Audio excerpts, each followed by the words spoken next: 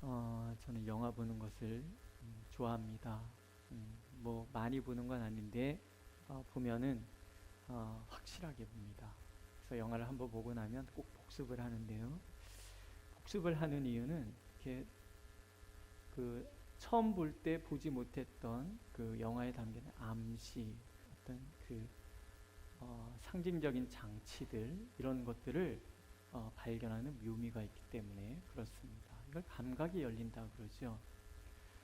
마찬가지로 우리도 신앙에서도 하나님께서 보여주시는 징조로 알아볼 수 있으려면 이 영적인 안목이 또 이 감각이 열려 있어야 됩니다.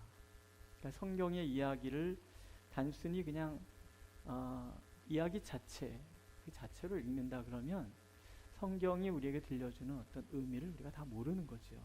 성경은 단순히 이야기 자체를 들려주는 것뿐만 아니라 그 이야기를 읽어가면서 우리가 영적 안목을 키워가기를 하나님께서는 원하십니다. 그래야 우리의 삶 속에 우연히 일어난 일 같아 보이는 것들 속에 하나님의 섭리의 손길이 담겨져 있다는 것을 우리가 보게 되기 때문에 그렇습니다. 그러니까 우리 신앙은 어쩌면 하나님께서 어떻게 우리를 이끌어 가시는지 그 안목을 키워가는 훈련이다. 그런 생각이 듭니다. 요셉의 이야기는 그런 암시가 참 많이 담겨져 있는 그런 이야기입니다. 무엇보다도 하나님의 섭리의 손길을 보는 눈을 우리에게 가르쳐 주지요. 그래서 요셉의 핵심 구절은 창세기의 핵심 구절은 50장 20절입니다. 요셉이 이런 고백을 하잖아요. 당신들은 나를 해하려 하였으나 하나님은 그것을 선으로 바꾸셨습니다. 이 세상에 존재하는 수많은 악이 있어요. 악은 죄로 인해서 이 땅에 들어와서 수없이 우리를 넘어뜨리고 우리를 힘들게 한단 말이죠. 악의 권세가 가득한 이 세상 속에서 우리가 한 세상을 살아간다는 것은 굉장히 어렵고 힘든 일이라는 거죠. 그런데 하나님의 백성들에게는 그 악이라 할지라도 끊임없이 개입하시는 하나님이 계시다라. 하나님은 악이 만연한 이 세상 속에서 하나님의 사람들을 위하여 악을 끊임없이 선으로 바꾸어 가신다. 당신들은 나를 해하려 하였지만 악이지. 그러나 거기에 하나님이 개입하시는 것. 하나님이 개입하시면 우리가 봤던 그 악 속에 사실은 하나님의 선하신 섭리가 담겨져 있다. 제가 오늘 말씀 제목을 처음에는 하나님의 섭리의 손길 이렇게 정했어요. 너무 밋밋하잖아요. 그래서 제가 바꿨습니다. 선으로 향하는 무거운 발걸음. 선이라는 것이 있어요. 근데 우리가 알 수 없어. 발걸음이 무겁죠. 악이라고 생각이 들어요. 그러나 먼 훗날 되돌아보면 우리가 걸어온 그 걸음걸음이 때로 너무나 힘들었던 그 순간순간들이 사실은 하나님의 선하신 섭리의 시간들이었다. 그래서 내 발걸음은, 내 인생의 발걸음은 무겁지만 무거움으로 끝나는 것이 아니라 이 무거운 발걸음은 항상 선을 향하여 나가고 있다라는, 이게 믿음이라는 거죠.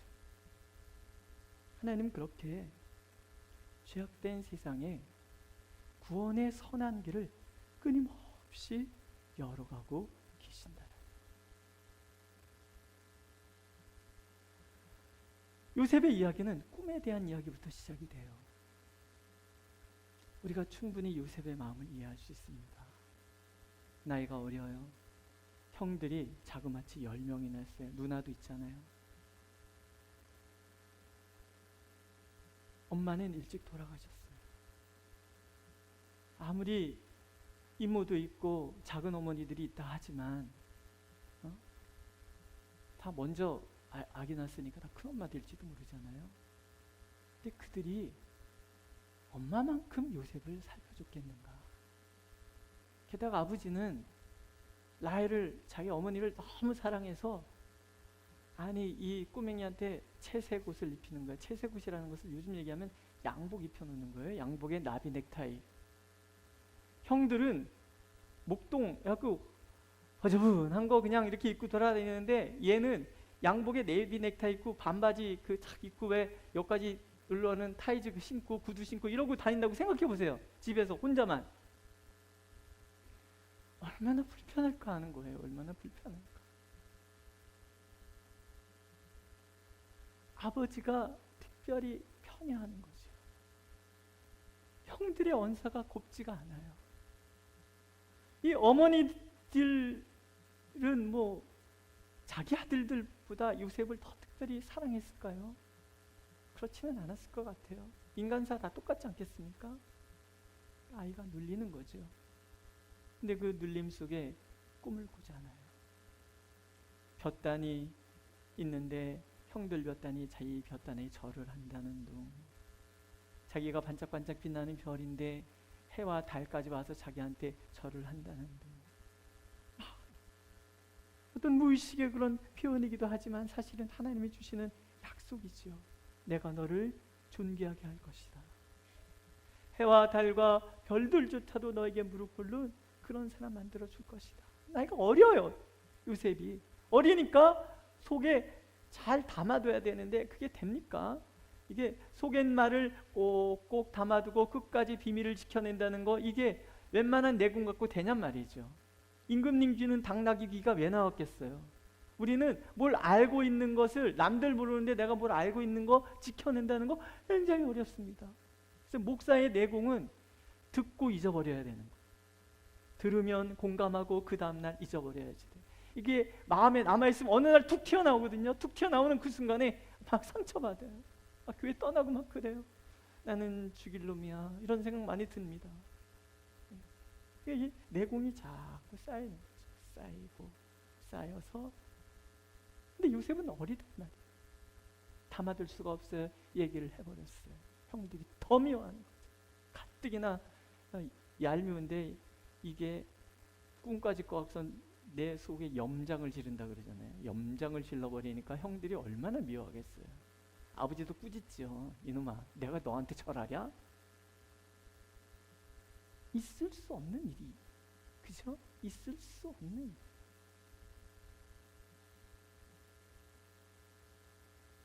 근데 이 꿈을 하나님이 어떻게 이루어 가시는가?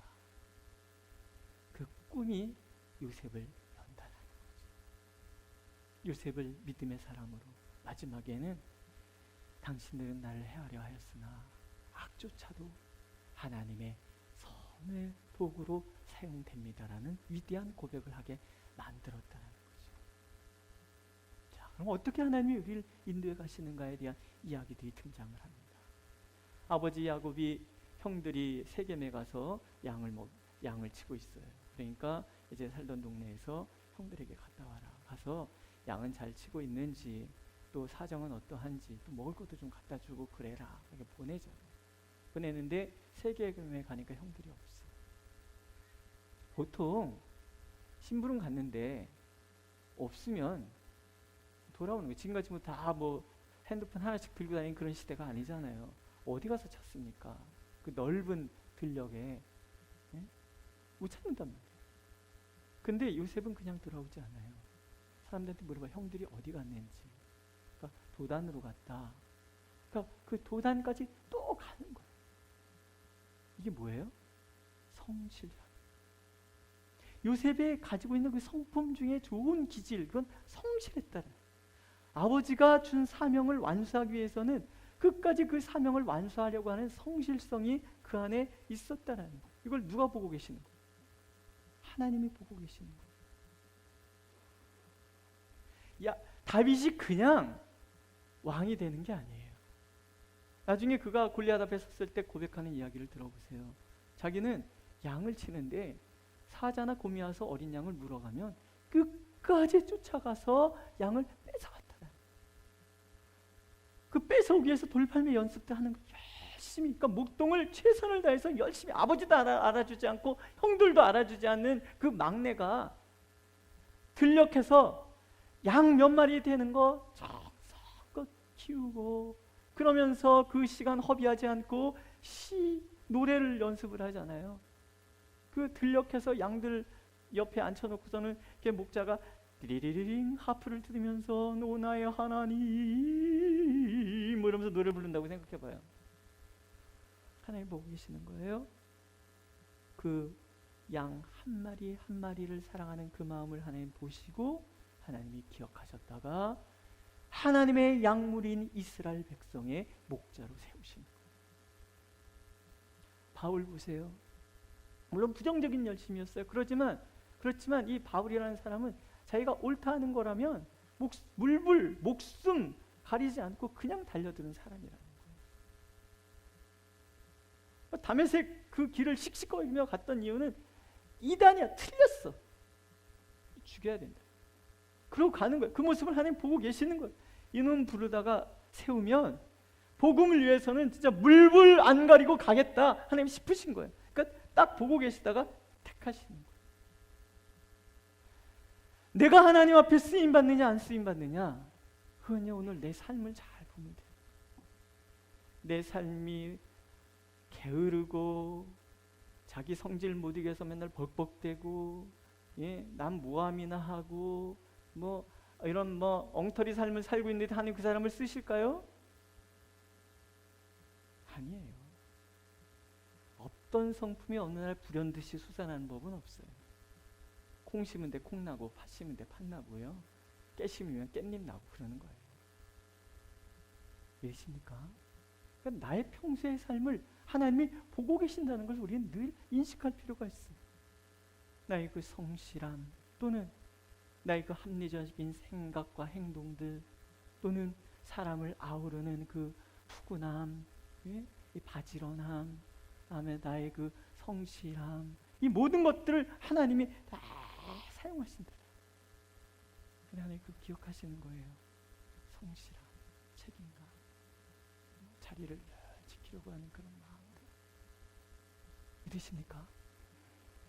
그걸 보는 거예요. 하나님이 나를 지켜보고 계신다. 또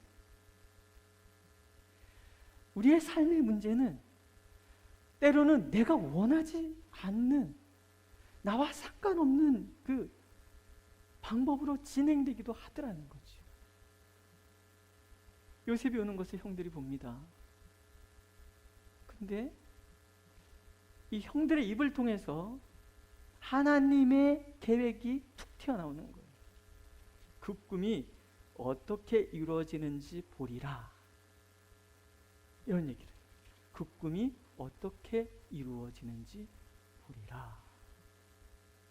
그러니까 벌써 요셉이 올 때부터 마음에 결심을, 저놈 잘 만났다, 너 이제 오늘 죽었다, 죽이기를 꾀하여. 죽으면 지가 무슨 꿈? 웃기네, 이런 마음이 형들에게 있는 거죠. 때로는요 이런 암시들이 우리의 삶 속에 툭툭 튀어나온다. 나를 사랑하는 좋은 사람을 통해서도 암시가 나오기도 하지만, 악인의 입을 통해서, 대적의 입을 통해서도 하나님은 하나님의 계획을 들려주실 때가 있다라는 거예요. 다윗이 사울왕을 죽일 수 있는 상황에서 죽이지 않고 물병하고 창 만들고 나와요. 아브넬이 한 방이면 끝납니다. 근데 무슨 소리냐, 하나님께서 기름 부어 세운 종을 너 그러면 안 된다. 와서 큰 소리 외치잖아요. 왕이시여, 어찌 버러지 같은 나를 잡으려고 이 큰 군대를 몰고 오셨습니까? 보십시오, 당신 죽일 수 있었지만 죽이지 않았습니다. 그러니까 사울이 감격해서 다윗아, 내가 큰 일을 행하겠고 반드시 승리를 얻으리라. 이거요, 그 개업식 날 그 현판 하나 새겨다가 갖다 붙여놓은 말씀이잖아요. 왜 우리는 다윗이 한 멋진 말을 안 갖다 붙이고 다윗에 대적된 사울의 말을 갖다 붙일까요? 내 시작은 미약하였으나 내 나중은 창대하리라. 그것도 욥이 한 말일까요? 욥의 친구가 한 말일까요? 욥의 친구가 한 말이에요. 근데 우리 그거 버젓이 이게 복된 말이라고 딱 갖다 붙여놓잖아요. 내 시작은 미약하였으나 내 나중은 창대하리라. 무슨 뜻입니까? 때로 하나님은 선한 사람을 통해서도 하나님의 뜻을 암시해 주시지만 내 대적을 통해서도 암시를 주시는 거예요. 이게 기가 막힌 거예요. 그래서 하나님은 영적 안목이라는 게 다른 게, 내 대적이 하는 말이라도 그걸 그냥 막 고깝게 생각하고 반박하고 그러지 말고 저 안에 어떤 하나님의 암시가 담겨져 있는가를 곰곰이 살필 줄 아는 안목을 키우라. 믿으십니까? 이런 안목을 키워갈 때 우리는 선한 이들의 축복의 말을 축복의 말로, 악한 이들의 대적의 말을 축복으로 바꾸시는 하나님의 말로 들을 수 있게 된다는 거죠. 그리고 하나님께서 개입하시는 거예요. 보세요.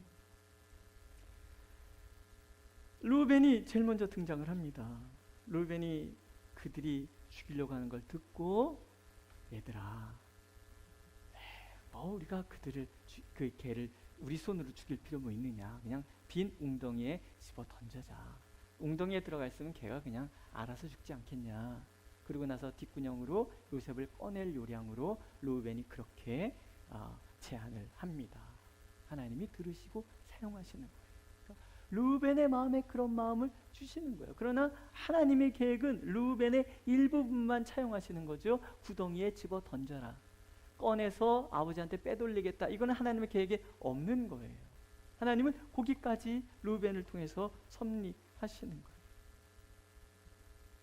두 번째는, 그러고 이제 구덩이에 집어 던지니까 요셉이 얼마나 울겠습니까? 옷 뺏겨갖고 확 집어 던지는데 그 형들의 눈빛을 보니 벌써 다 알잖아요. 인간은 본능적으로 아는 거예요. 형님들 왜 그러십니까? 살려주세요. 그런 소리 다 듣죠. 근데 아랑곳하지 않고 밥을 먹어요. 근데 밥을 먹는 도중에 유다의 마음이 변하는 거예요. 살인으로 인한 죄책감을 기억하게 만드시는 거예요. 그는 우리의 동생이요 우리의 혈육이니라. 우리가 우리 동생을 죽이고 그의 피를 덮어둔들 무엇이 유익할까? 그거 죽여서 뭐 하겠냐? 두고두고 우리의 죄책감만 생길 거. 이런 마음이 드는 거예요. 그러면서 생각이 쓱 바뀌죠. 마침 그때 하나님이 등장시킨 또 다른 섭리, 이스마엘 상인들이 지나가는 거예요.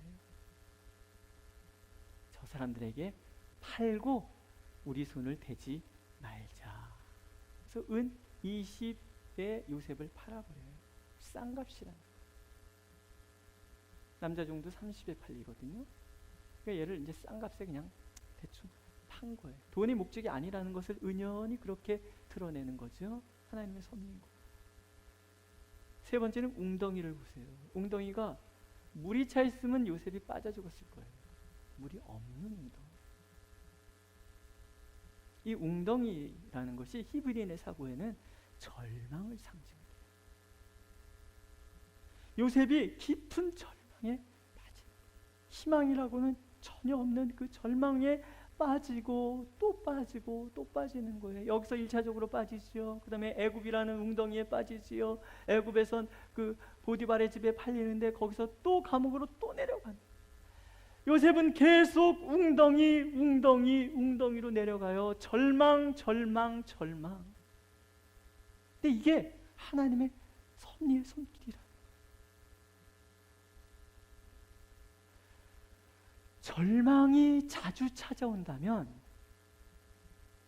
좌절할 것이 아니라 뭘 생각하라는 거예요? 나는 하나님의 손에 붙들려서 하나님의 선을 이룰 하나님의 사람이다. 이걸 기억해내라. 절망의 상황이 찾아온다는 얘기는 나는 누구보다도 뜨거운 하나님의 사랑을 만날 수 있는 기회를 맞았다, 그런 뜻이라는 거예요. 절망이라는 것은, 웅덩이라는 것은 우리를 너무나 힘들게 하고 눈물 나게 하고 좌절케 하지만 사실은 하나님이 보고 계시기 때문에, 하나님의 섭리의 손길 가운데 있기 때문에 거기는 누구와 비교할 수 없는 엄청나고 엄청난 하나님의 은혜, 사랑의 섭리가 담겨져 있다. 오늘 눈물 나요? 오늘 답답해요? 오늘 힘들어요? 오늘 화딱지가 막 치밀어 올라요? 그러면 딱 멈춰서서 뭘 생각하시라는 거예요? 이 분노를 찬송으로 바꾸실 하나님, 이 눈물을 기쁨으로 바꾸실 하나님, 그 하나님을 기억해내라. 성경은 그냥 쓰여진 것이 아니라, 요셉이 괜한 고난을 받는 것이 아니라, 하나님은 우리에게 이 안목을 주시는 거예요. 사람이 감당치 못할 시험당하 허락지 않게 하시고, 시험당할 때 반드시 피할 길, 이스마엘 상인이 등장하도록 만들어 주시는 거예요. 이스마엘 상인이라는 거 우리가 잘 보세요. 이스마엘이 누구예요? 요셉의 아버지 야곱, 그 야곱의 아버지 이삭의 형제잖아요. 배다른 형제. 미디안도 마찬가지예요. 아브라함이 그두라라는 여인을, 하여튼 다시 장가 가잖아요. 사라 죽고 나서. 그 애들이 또 태어나요. 생육하고 번성하라고 그랬다고 그냥 막 나이 들었는데 생육하고 막 번성해요. 그 중에 아들 하나가 이름이 미디안이에요. 그러니까 이스마엘 집안과 이 미디안 집안이 서로 교류를 해서 상업을, 무역상을 했던 것 같아요. 그러니까 막 이스라엘 이름 나왔다가 미디안 이름 나왔다가 막 헷갈리잖아요. 그죠? 둘이 같이 가는 거예요. 근데 자, 보세요. 아무리 교류가 없어도 인구가 많은 때가 아니잖아요. 큰 할아버지 집안, 그러니까 이들이 뭐 6촌 정도 되지 않겠습니까? 6촌, 뭐 더 어리면 뭐 어떻게 해갖고서는 이런 사람들이 이렇게 지나가는 거예요. 그 사람들한테 요셉을 팔게 하셨다. 이스마엘 사람들이 보면 모르겠어요? 아하, 우리 작은 할아버지네 집안에 뭔 일이 있구나. 이스마엘 사람들이 요셉을 어디다 팔아요? 보디발, 바로의 시위대장 보디발 집에 파는 거예요. 상상해 보세요. 요셉이 벌거벗은 상태로 끌려 올라온단 말이죠. 형들이겠죠. 한 6천 형님들이잖아요. 보는 거예요. 다 우리 속된 말로 통밥 굴리면 다 나오는 거잖아요. 아하, 뭔 일 있구나. 요셉이 얼마나 좌절했겠어요. 시무룩하게 끌려가는 거. 먹어라. 먹겠습니까? 이놈, 밥심으로 사는 거요. 그리고 밥이나 굶지 말라고 판 데가 어디예요? 보디발의 집에 팔아줘. 이게 누구의 섭리예요? 하나님의 섭리. 왜 하나님은 건져주지 않을까요? 계획이 있잖아요. 온 인류를 구원할 계획. 하나님의 그 놀라운 섭리의 반열에 내가 들어간다는 것 자체가 때로는 나를 힘들게 할지 몰라요. 어쩌면 내가 처절한 절망 가운데 떨어질지도 몰라요. 우리 교회가 하나님의 손에 붙들림 받으면 어쩌면 다 포기하고 싶은 절망에 빠질 수도 있단 말이에요. 제가 전에 섬기던 교회 상가 건물에 3층하고 지하를 이렇게 쓰고 있었어요. 교회 이제 예배당 건축하려고 땅을 조금씩 사고 있는 그런 중에, 근데 뭐 성도가 140명, 150명밖에 안 되니까 예배당 건축하기가 좀 턱없이 부족한 그런 숫자지요. 근데 주인 아들이 게임 뭐 회사 운영한다고 3층 방을 빼라 그런 거예요. 예배당을. 우리 목사님이 얼마나 우는지. 또 지하로 내려가면 나 목회 안 한다. 근데 결국은 하나님 이 3층 지켜주세요. 막 기도 막 되게 열심히 했어요. 저도 열심히 했어요. 막 철회하면서 기도했어요. 하나님 이거 그냥 우리 예배당으로 계속 쓰게 해주세요. 열심히 했는데 어떤 권사님이 기도하는데 예수님이 글쎄 십자가 들고 나가시더래요. 목사님한테 십자가 들고 나갔다고 얘기하니까는 왜 그냥 두냐고, 나가지 마시라고 붙들어야지 막 그러는 거예요. 아유 세상에. 그래서는 결국은 3층에서 쫓겨났어요. 지하에 이제 내려갔는데 뭐 이거 이런 것도 안 해놓고 막, 그러니까 목사님이 자기 목회 안 하신대. 나 이제 목회 안 한다고 막 나가시는 거예요. 그래서 목사님 막 잡았어요. 목사님 그러죠. 천장도 하지 말래. 막 우중충한데. 그래서 천장 이거 텍스트 이거 다 붙이고요. 이거 다 해야죠. 목사님. 근데 그 돌려받은 돈으로 뭐 했는지 아세요? 예배당 건축하기 위해서 계약금 냈어요. 여기는 끝. 이제 너희들 새 성전 줄게. 근데 우리는 못 알아듣는 거예요. 나가지 마시라고 붙들어야지 이러고 있는 거예요. 우리 원로 목사님 내가 흉보는 거 아니에요. 우리가 그럴 수 있다는 거예요. 늘 우리가 기억해야 될 것. 오늘 내가 원치 않는 상황에 놓였다 했을 때 그때도 우리가 가져야 될 것은 믿음인 거예요. 하나님은 반드시 선으로 인도하신다. 믿으십니까? 오늘도 그 하나님이 우리와 함께 하십니다. 우리를 붙들고 계시고 인도하고 계십니다. 따라해보세요. 우리가 누군데요? 우리가 누군데? 한번 해보세요. 시작. 우리가 누군데요? 예수 그리스도께서 목숨 걸고 사랑하는 사람들이잖아요. 우리 교회가 어떤 교회인데요? 예수님께서 핏값으로 사신 교회인데요. 그냥 막 내모시길까요? 믿으십니까? 오늘도 하나님은 그렇게 우리를 사랑하셔서 기꺼이 하나님의 선한 길로 한 걸음 한 걸음 인도하고 계십니다. 물론 선을 향하여 나가는 우리의 발걸음은 무거울 수 있어요. 우리의 마음이 답답할 수 있어요. 하지만 우리가 잊지 말아야 될 것, 하나님은 우리를 사랑하신다. 그리고 우리를 위하여 선을 예비하고 계신다. 믿으십니까?